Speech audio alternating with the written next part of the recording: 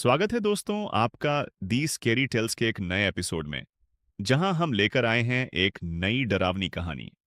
दोस्तों, ये एक सच्ची घटना बताई जाती है जो मेरे एक दोस्त के दादाजी के साथ घटी थी। उनका नाम गोपाल था। यह घटना आज से लगभग 60 साल पहले की है, जब गोपाल दादाजी की उम्र करीब 12 साल थी। शाम का समय था। गोपाल दादा रोज की तरह अपने जानवरों को पानी पिलाने के लिए गांव के पास बने एक छोटे से तालाब पर लेकर गए। उस तालाब के आसपास कई पेड़ थे और वहीं पास में एक बड़ा पीपल का पेड़ भी था। उस शाम जब गोपाल दादा अपने जानवरों को लेकर तालाब के पास पहुंचे, तभी उनकी नजर तालाब के दूसरे किनारे पर पड़ी। वहां एक बड़ा पत्थर था और उस पत्थर पर एक लगभग 12 फीट लंबा इंसान बिना वस्त्र के बैठा हुआ था। गोपाल दादा ने उसे दूर से देखा। उस अजीब आदमी की नजर अभी तक गोपाल दादा पर नहीं पड़ी थी। वह तालाब के किनारे बैठा नहा रहा था, जबकि गोपाल दादा दूसरे किनारे पर एक पेड़ के पीछे छिपकर उसे देख रहे थे। जब गोपाल दादा ने उसका चेहरा देखा तो उनके होश उड़ गए। उसका चेहरा बेहद भयानक था। उसकी आंखें बड़ी और लाल थीं। ये देखते ही गोपाल दादा डर गए और अपने जानवरों को वहीं छोड़कर भागते हुए सीधे अपने घर पहुंचे।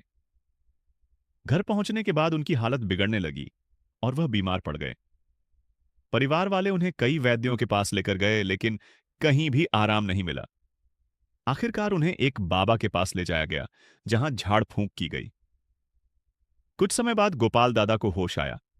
होश में आने के बाद बाबा ने उनसे पूछा, क्या तुमने कुछ अजीब देखा था? तब गोपाल दादा ने बताया, हाँ, तालाब के पास मैंने एक बहुत ऊंचे आदमी को देखा था, जिसकी आंखें बहुत बड़ी और लाल थीं। यह सुनने के बाद बाबा ने कहा, जिसे तुमने देखा था वह इंसान नहीं बल्कि एक दैत्य था। जब तुम वहां से भाग रहे थे, तब उसे तुम्हारे वहां होने का एहसास हो गया था और उसने तुम्हें देख लिया था। उसी वजह से उसका असर तुम पर हो गया। इसके बाद बाबा ने पास के गांव के एक मशहूर मौलवी के बारे में बताया, जिनका नाम अली था। बाबा ने कहा कि वही गोपाल दादा को इस दैत्य से पूरी तरह छुटकारा दिला सकते हैं। अगले दिन गोपाल दादा के पिता उन्हें मौलवी अली के पास लेकर गए। मौलवी अली ने गोपाल दादा के ऊपर मंत्र पढ़ना शुरू किया। कुछ देर बाद गोपाल दादा की हालत सामान्य होने लगी। मौलवी ने कहा कि अब वह दैत्य गोपाल दादा को छोड़ चुका है। इसके बाद उन्होंने गोपाल दादा को एक ताबीज दिया और उसे हमेशा अपने पास रखने के लिए कहा। उस ताबीज के बाद गोपाल दादा पूरी तरह ठीक हो गए। लेकिन कहानी यहीं खत्म नहीं होती।